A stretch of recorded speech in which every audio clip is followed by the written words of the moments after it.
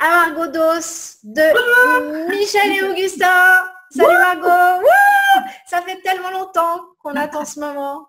Hein? Comment ça va? Bah, écoute, ça va super bien. Je suis super contente de te voir. Tu es dans un décor hallucinant, comme la marque d'ailleurs. Hein. Adorable. En plus, super tablier. C'est génial. Ah bah, je suis une grande fan de la marque, depuis les débuts d'ailleurs, depuis les tout débuts.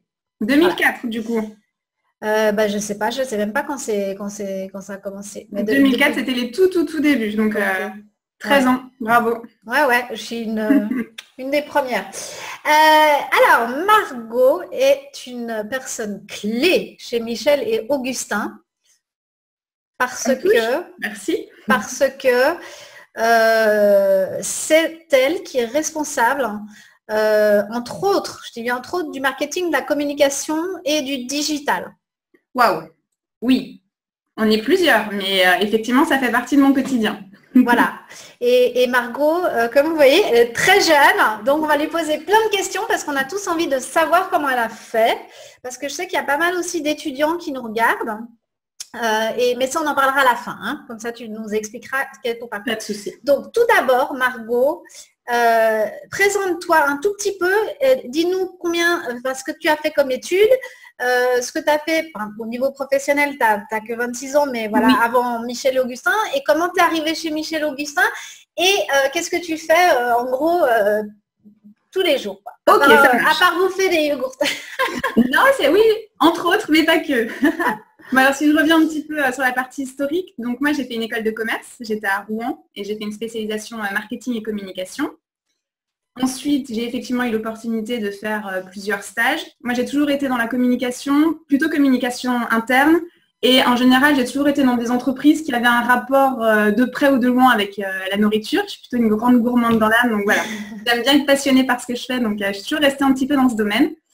Et effectivement, Michel et Augustin, ça a été mon stage de fin d'études. Et donc, j'ai commencé là-bas en tant que boulangère de quartier. Alors, il faut savoir que boulangère de quartier, c'est le petit nom qu'on donne à la personne qui est chargée de la relation consommateur. En fait, pourquoi est-ce qu'on l'appelle la boulangère? C'est tout simplement que comme la boulangère au coin de ta rue qui va te connaître quand tu rentres dans la boulangerie, elle va connaître tes petites habitudes, elle sait que tu prends ta baguette bien cuite, par exemple. Elle va connaître un petit peu ta vie, tes anecdotes, tes enfants. Elle va te glisser une petite chouquette en plus le dimanche. Ben, en fait, nous, c'est vraiment quelque chose qu'on a envie de reproduire au quotidien.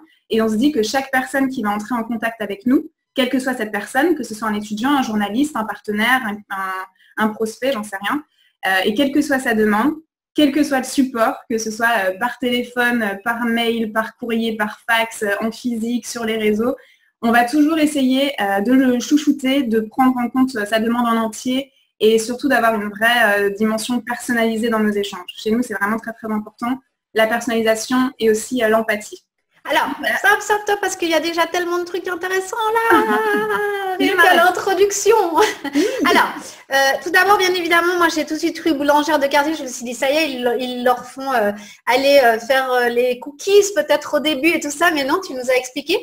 Et puis, puisque tu as déjà parlé de trucs vraiment intéressants, si j'ai bien compris, donc, c'est que c'est une manière d'avoir des gens dans différents quartiers qui vont à la rencontre du public, c'est ça, en personne? Non, en gros, boulangère, c'est une personne, c'est un trublion, donc un salarié, qui répond à toutes les demandes qu'on reçoit. Okay. Quelqu'un va nous appeler parce que il a simplement envie de nous dire qu'il aime bien nos produits, nos recettes. Quand un étudiant nous envoie un mail pour dire, bah voilà, je suis en train de faire mon mémoire sur Michel et Augustin. Quand un journaliste nous contacte, quand une personne qui a envie de nous référencer nous contacte, toutes ces demandes arrivent dans un endroit et il y a une personne qui répond, c'est cette boulangère. Et en fait, c'est juste une métaphore pour se dire que notre boulangère à nous, on a envie qu'elle ait le même comportement, la même attitude qu'une boulangère de quartier qui chouchoute les consommateurs qu'elle voit régulièrement et voilà, ou pas d'ailleurs, elle chouchoute tout le monde, mais il y a cette envie d'être à l'écoute, d'être avenant et d'avoir toujours le petit mot sympa pour la personne, la petite phrase souriante, etc. Ok, j'ai compris. Donc tu étais boulangère de quartier au début, donc. Oui. Et puis ensuite, comment ça s'est passé? Après, Explique-moi. Après, j'ai eu envie de rester, donc j'ai demandé à rester. Donc c'était effectivement un stage et a priori, c'était censé rester un stage, mais voilà, j'avais vraiment envie de rester et j'ai eu une opportunité effectivement pour rester en poste boulangère de quartier. Et en fait, entre-temps, il y a eu une opportunité assez rapidement sur ce poste que j'ai actuellement, donc au niveau du contenu. Et donc, on me l'a proposé, j'ai accepté avec grand plaisir. Et aujourd'hui, ma mission, elle est assez variée, mais si je le fais synthétique, on va dire que je suis plume et reporter de la tribu. Plume, Wow. ça veut dire que je m'occupe effectivement de l'aspect un peu rédactionnel. Je vais écrire, je vais relater tout ce qui se passe, cette dimension un petit peu storytelling, de capter ce qui est en train de se passer et de mettre des mots dessus, de le raconter, pour justement le diffuser sur notre site internet, sur les réseaux sociaux, sur les packagings, sur les affiches, un petit peu partout. Il y a aussi la dimension plus générale de reporter qui consiste à capter en temps réel tout ce qui se passe, par la photo aussi, par la vidéo, et à le relayer au maximum en temps réel, vraiment sur nos réseaux et autres supports.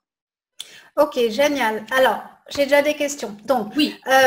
C'est en fait, c'est pas un nouveau métier, mais bon, depuis quelques années maintenant, on manage, on manage du contenu. En fait, on crée du contenu depuis la marque. J'aime bien aussi le nom reporter. C'est vrai qu'on est un peu tous en train de devenir des reporters de sa propre marque. Est-ce que tu fais tout ça toute seule ou est-ce que tu essayes de générer du contenu de tes collaborateurs? Je ne sais pas, par exemple, au boulanger, je suis sur le boulanger, mais celui qui fait, par exemple, les biscuits, ou je ne sais pas, tu leur dis, arrangez-vous pour me créer un contenu autour de ça, etc. Ou tu fais vraiment toi, toute seule?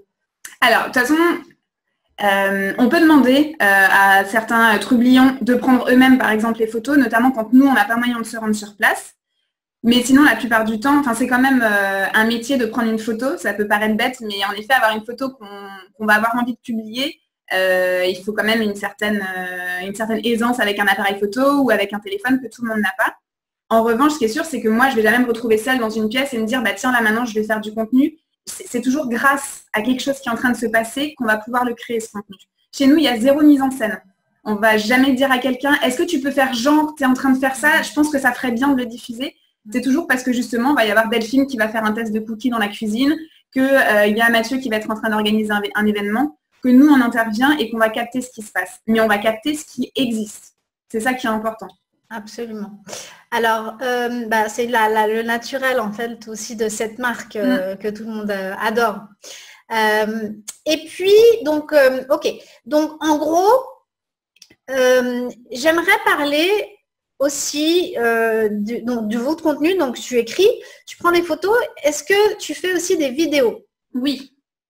Parle-nous un peu de votre contenu vidéo actuel. Alors, le contenu vidéo actuel, vraiment les belles vidéos que vous pouvez voir, notamment sur Facebook, sur YouTube, sur Twitter, aujourd'hui, c'est Anne-Claire et Hassan qui s'en occupent. Anne-Claire, c'est notre responsable du contenu et Hassan, c'est notre scénariste, cadreur, monteur, réalisateur. Il sait tout faire. Et c'est vraiment eux qui vont capter avec du bon matériel ce qui est en train de se passer. Ça, c'est les belles vidéos qu'on peut voir régulièrement, comme je l'ai dit, sur Facebook ou YouTube. Après, de plus en plus, on essaye aussi de capter en temps réel pour le relayer en instantané, du coup avec un téléphone. Moi, par exemple, tout le contenu vidéo que je suis amenée à créer, c'est essentiellement sur Snapchat, où pour le coup, c'est avec mon téléphone où voilà, je vais pouvoir voir ce qui se passe. Et il y a également un moment où on demandait aux trublions, effectivement, quand ils étaient en train de vivre quelque chose d'important, quelqu'un qui est sur le terrain, quelqu'un qui va avoir un rendez-vous, quelqu'un qui est en train de monter un événement à l'étranger, on va lui demander aussi d'immortaliser avec son téléphone ou par photo ou par vidéo ce qu'il est en train de vivre. Et on se faisait des petits montages qu'on appelait le magnéto de la tribu, où justement on aimait bien capter ces moments de vie qu'on ne peut pas tous voir ici quand on est dans les locaux, mais qui se passent ailleurs, quoi. Ah, c'est très sympa. Mais en fait, vous êtes combien en tout à travailler pour la marque?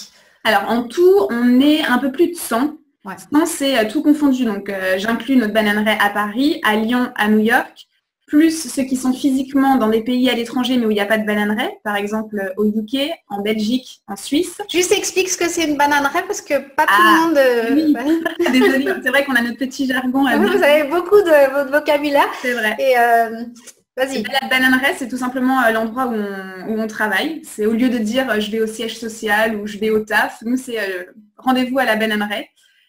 Alors, on avait envie de donner un petit nom sympa, déjà parce qu'on y passe pas mal de temps. Et aussi, en fait, je ne sais pas comment expliquer, mais c'est pas juste un travail comme les autres où on a nos fesses derrière un ordinateur toute la journée. Il se passe plein de choses. On vit vraiment beaucoup de choses. On cuisine ensemble. Il y a beaucoup d'événements ensemble. On accueille des personnes ici. Enfin, il se passe tellement de choses que voilà, on ne pouvait pas juste dire rendez-vous au travail. Donc, on lui a donné ce petit nom. Et pourquoi la bananeraie? Ça, c'est la légende qui raconte que tout a commencé dans la cuisine d'Augustin en 2004. C'est là où ils ont fait leurs premiers essais avec Michel de sablé rond et bon. Et la légende raconte que Michel serait venu dans l'appartement d'Augustin avec un bananier, comme on vient avec un bouquet de fleurs ou une boîte de chocolat. Lui est venu avec un bananier. C'est devenu un rituel dans l'endroit où on travaille d'avoir ces bananiers. Voilà, c'est un petit souvenir historique de notre aventure.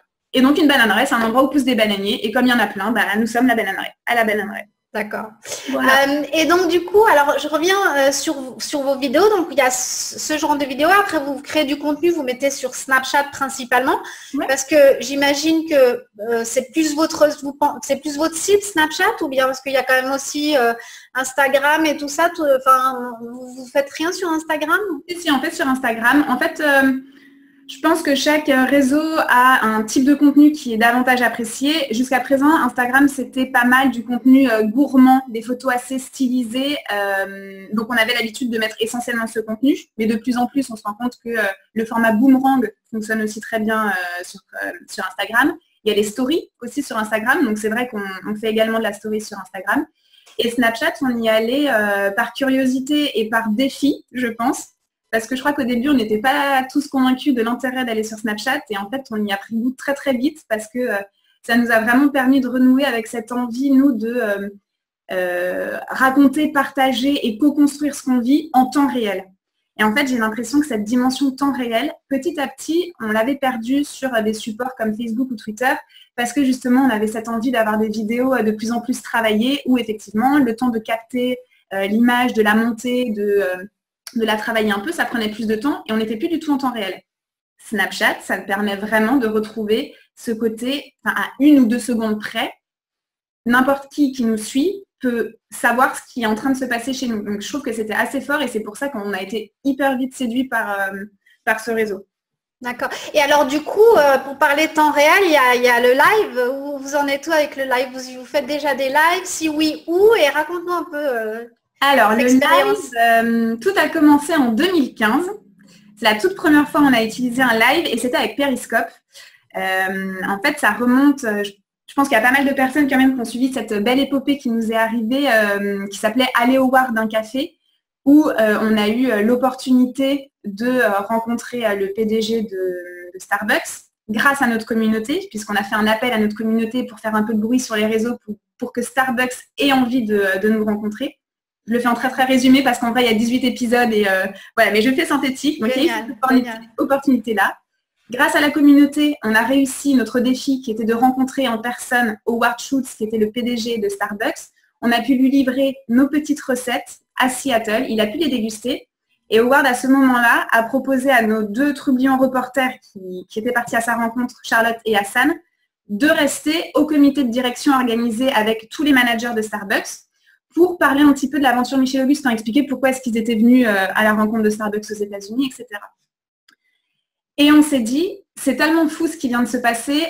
On a lancé un appel à notre communauté. On a eu plus de 3000 personnes qui se sont pris en photo avec une tasse de café et le hashtag Aller au bar d'un café pour nous permettre de réussir ce défi, qu'il fallait vraiment qu'on rende ça à notre communauté, qu'on leur permette de vivre les choses en même temps que nous. Et c'est comme ça qu'on s'est dit, on est invité au comité de direction. Il faut qu'on filme en live ce qui est en train de se passer pour que tout le monde puisse le vivre avec nous. Donc c'était assez fou parce qu'en plus il y avait le décalage horaire, donc c'était assez lunaire ce qui était en train de se passer.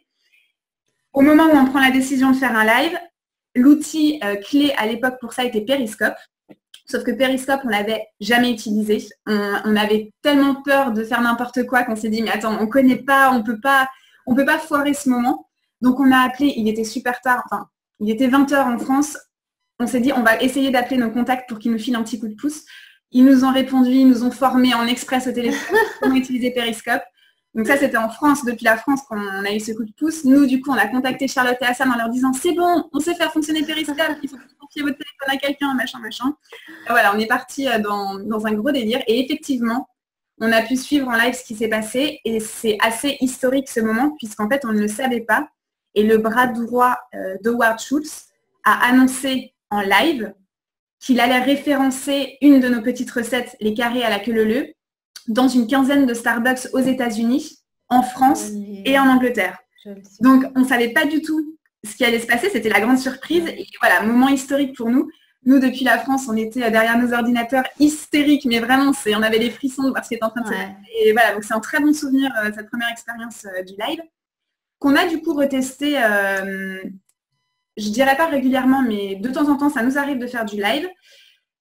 Mais c'est vrai que c'est pas devenu le réflexe de tous les jours. Je trouve que notre réflexe aujourd'hui, quand on veut capter un moment, ça va être Snapchat ou Instagram sur le format story. Le live, en fait, c'est bien, mais c'est quand même un contenu qu'il faut un minimum préparer. Je trouve qu'on ne peut pas se permettre de décevoir quand on a justement sa communauté qui va se connecter, qui va suivre en temps réel. Je trouve ça important quand même qu'il n'y ait pas de question parce qu'il y a un problème au niveau du son, parce qu'on n'entend rien de ce qui se passe. Et souvent, au début, c'est ce qui nous est arrivé. On s'est rendu compte qu'il n'y avait pas assez de réseau, donc ça ne captait pas. Et c'était assez frustrant pour la personne qui essayait de regarder. Nous aussi, c'était frustrant de ne pas pouvoir délivrer le message.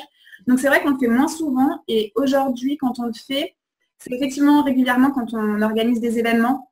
On fait souvent, par exemple, une conférence qui s'appelle « Boire une vache avec », où on invite une personnalité, un entrepreneur, un chef pâtissier, un cuisinier, un humoriste à venir dans nos locaux.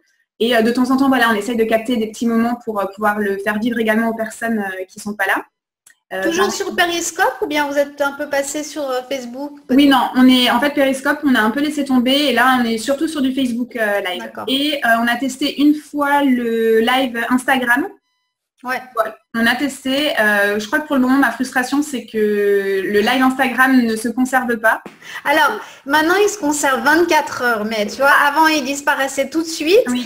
Et maintenant, depuis plusieurs semaines, c'est 24 heures, mais c'est pas assez. C'est pas assez. C'est ridicule. Qui c'est qui va se casser à faire du contenu si 24 heures après, tu peux plus le réutiliser? En même temps, c'est ce qui se passe avec les stories sur Instagram et Snapchat. Mais c'est vrai que, justement, si on fait du live, j'ai l'impression que c'est quand même pour pouvoir conserver une trace derrière. Sinon, on fait une story et... Oui, et surtout le réutiliser, hein, parce que je veux dire, c'est quand même du gros boulot. C'est un boulot plus conséquent que de faire une story. Donc, ouais, nous, on est plus adeptes du Facebook Live pour le moment, mais avec parcimonie quand vraiment on veut marquer le coup et qu'on a un minimum préparé. C'est pas scénarisé, c'est juste se dire, je veux au moins pouvoir parler de ça, ça et ça, en sachant que de toute façon, il y aura de l'imprévu, mais l'important, c'est au moins de se dire, voilà, je vais absolument parler de ça et ça ira.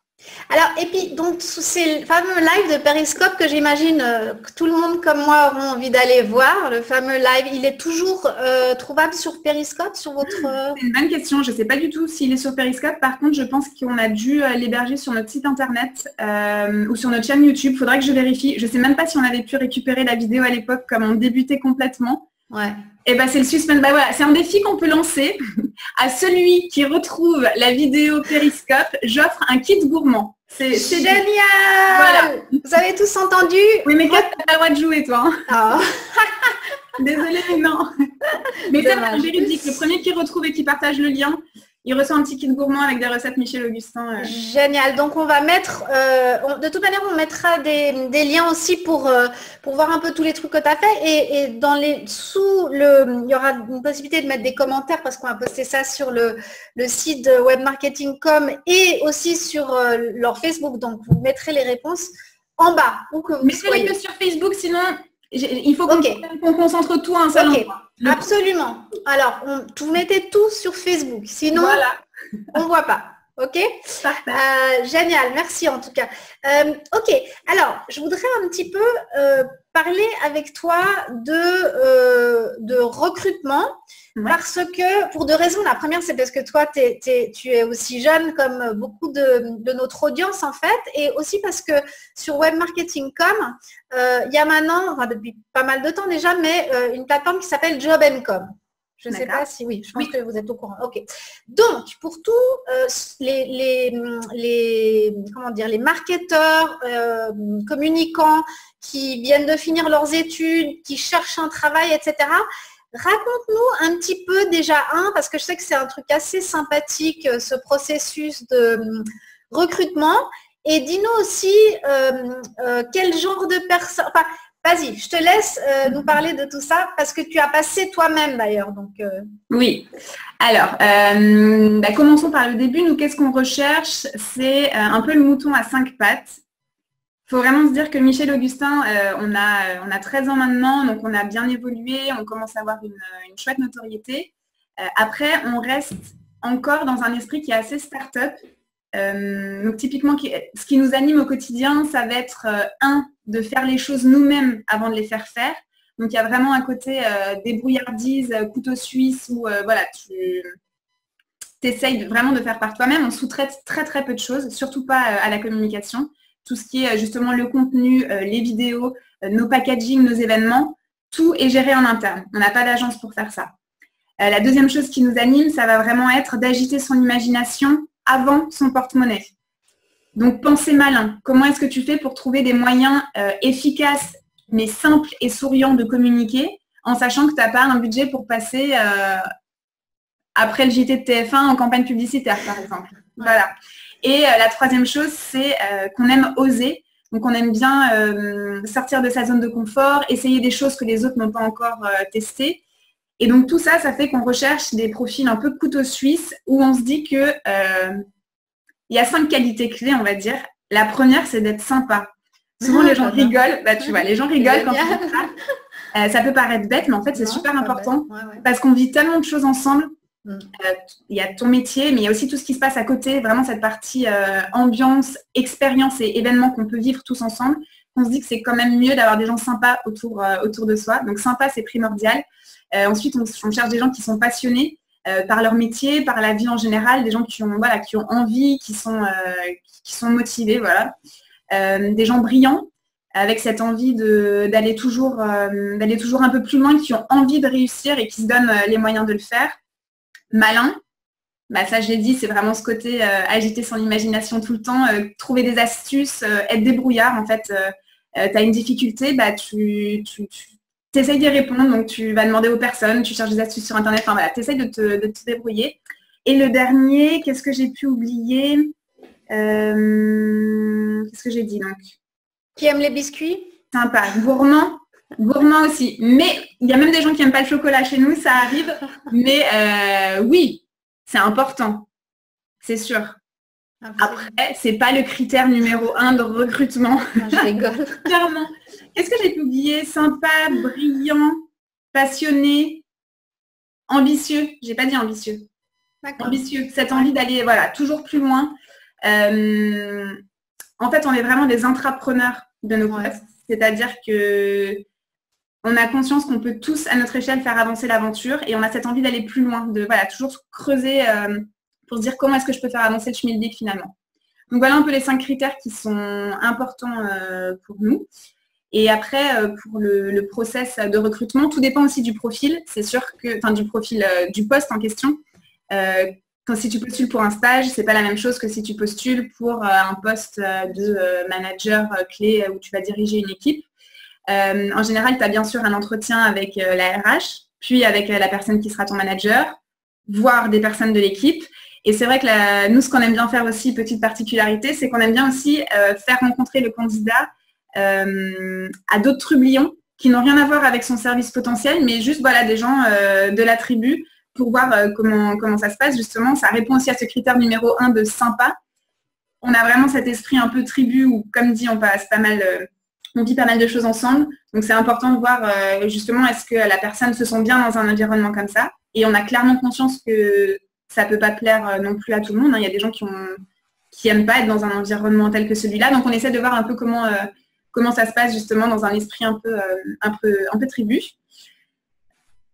Il y a un certain nombre de recrutements, comme dit, pour le coup, ça dépend vraiment du poste. Moi, ça allait très vite. Quand j'ai postulé en stage, j'ai passé 2 entretiens et une semaine après, j'étais opérationnelle. Ça dépend. Et après, ce qui est assez sympa, c'est le process d'intégration. Donc, en général, quand tu arrives toujours un lundi matin, parce que lundi matin, on a notre rituel du morning briefing. Donc, tous les lundis matins à 8h30, on se réunit tous pour prendre un petit déjeuner ensemble. C'est à chaque fois 2 trublions qui sont responsables d'organiser ce petit déjeuner. Et on va passer une demi-heure à se raconter un peu nos vies, comment s'est passé ton week-end, t'as vu quoi au ciné, etc. D'accord, c'est pas un rendez-vous pour parler business. Pas tout de suite. D'abord, chacun se retrouve, mais ensuite, effectivement, après, on a chaque chef de chantier, donc le responsable communication, le responsable des commerciaux, logistique, etc., qui prennent la parole et qui reviennent un petit peu sur les temps forts de la semaine passée, et expliquent les enjeux de la semaine à venir. Ce qui fait qu'en fait, on a tous une vision ultra globale de ce qui est en train de se passer dans l'aventure et on est tous concernés un peu les uns par les autres. On n'est pas juste cloisonnés dans notre bureau où voilà, moi mon métier c'est ça et je fais que ça. Tu as vraiment une vision globale où tu comprends pourquoi est-ce que cette semaine c'est super important pour les commerciaux par exemple. Du coup, tu vas avoir le petit réflexe d'envoyer un SMS pour dire bon bah courage pour ton rendez-vous, etc. Donc il y a vraiment ce côté assez vision globale et je trouve que c'est super important. Donc ça c'est l'arrivée des nouvelles recrues, direct immergées dans le morning briefing. Des fois, ils doivent aussi parler là quand ils arrivent la première heure. Ouais, ils se présentent. Effectivement, ils sont en général, effectivement, on leur demande de se présenter. Voilà, très rapidement, qui ils sont, qu'est-ce qu'ils font, d'où ils viennent et quelle est la mission qu'ils vont occuper. Et c'est vrai que parfois, c'est un peu impressionnant. Enfin, moi, je me souviens de mon premier morning briefing. En fait, il y a beaucoup d'informations et il y a beaucoup. Déjà, on a un jargon super spécifique. Mais c'est vrai que chaque métier a aussi son jargon et clairement, quand la logistique était en train de parler de son taux de service, je ne comprenais pas du tout tous les pourcentages. Pour moi, c'était vraiment du charabia. Et c'est vrai que ça peut être un peu déstabilisant, mais justement, c'est aussi un moyen de se plonger, s'immerger tout de suite et de pouvoir ouvrir la conversation derrière. Parce que justement, c'est ce qui va être demandé la première semaine aussi au nouveau trublion, c'est d'aller un peu s'intéresser à chaque service, de passer du temps avec différents trublions pour justement s'intéresser à leur métier. Qu'est-ce que tu fais, toi, quand tu fais la logistique chez Michel Augustin? Quelles sont tes missions? Tu es là depuis combien de temps? Et ça permet vraiment, du coup, d'apprendre à connaître un petit peu tout le monde. Ah, c'est super, ça. Voilà. Ouais. Et après, autre moment clé, chacun a une tournée terrain. Donc, en gros, pendant une journée, on va vivre la journée d'un commercial sur le terrain, justement pour avoir cette réalité marché aussi, pour voir comment ça se passe en rayon, comment ça se passe quand on négocie pour vouloir être référencé, etc. Ça, c'est très important d'avoir cette réalité-là en tête. Donc, tout le monde passe par là. Et l'autre moment que j'aime beaucoup, c'est ce qu'on appelle le welcome goûter ou le welcome apéro. En fait, tous les nouveaux trublions sont réunis dans la cuisine et ils ont pour mission de préparer le goûter ou l'apéro. Ils préparent ce qu'ils veulent. Ils peuvent faire la recette de leur grand-mère ou ils peuvent essayer de revisiter une de nos recettes. Et ensuite, donc, toute la tribu se réunit autour de cette table festive. Et là, il y a le question pour un trublion. Donc, c'est notre cher RH qui pose quelques questions un petit peu clés sur l'aventure aux nouvelles recrues pour voir si justement elles ont réussi à s'immerger un petit peu chez Michel Augustin, si elles se sont renseignées. Et c'est marrant parce que justement, il y a des petites équipes qui se forment, on essaye de leur souffler les bonnes réponses.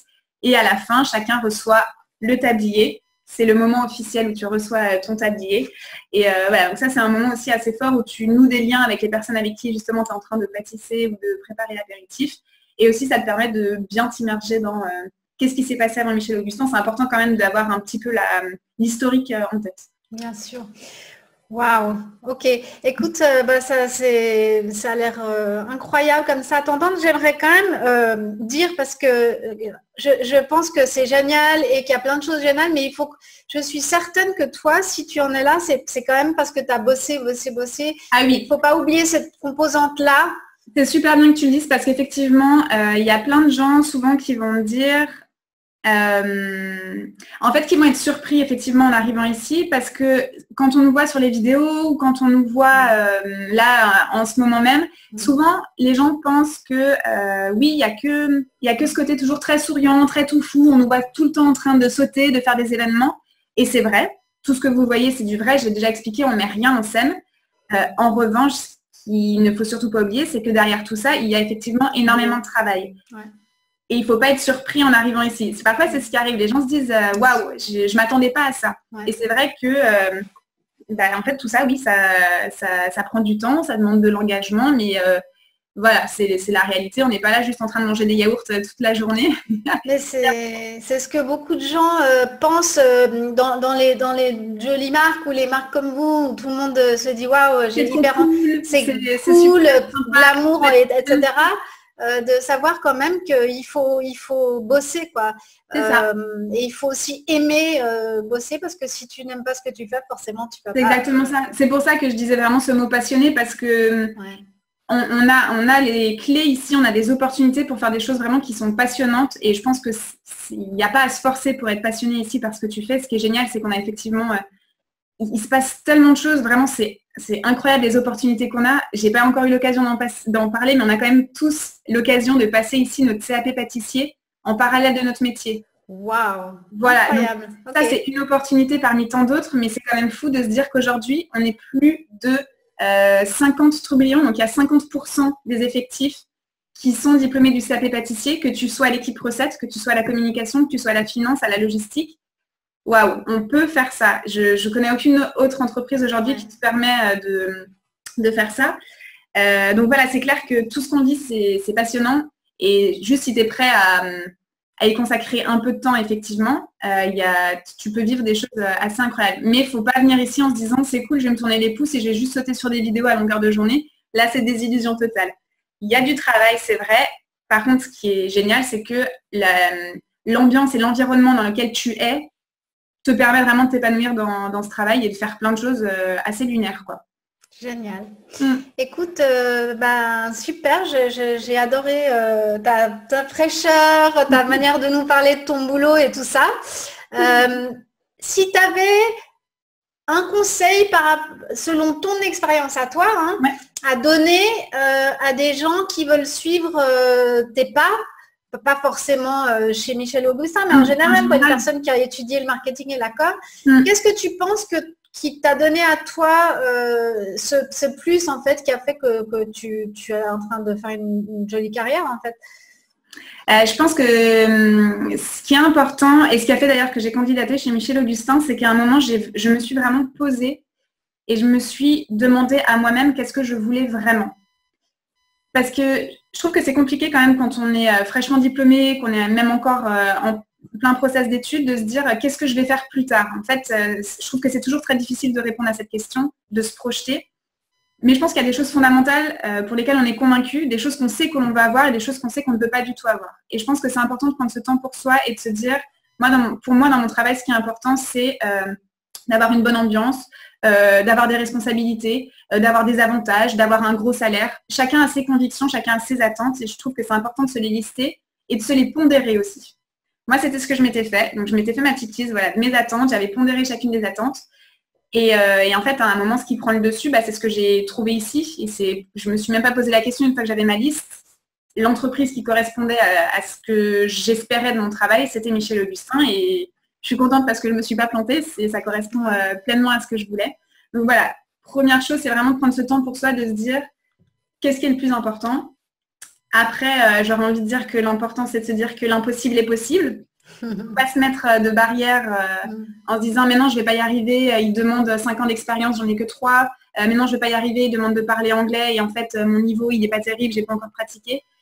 Il ne faut pas se mettre de barrières comme ça, il faut mettre un peu ses peurs de côté et juste il faut oser. Une fois que vous allez faire le premier pas en disant je tente ma chance, de toute façon, il n'y a rien à perdre en fait. Sortir de sa zone de confort. Sortir de sa zone de confort.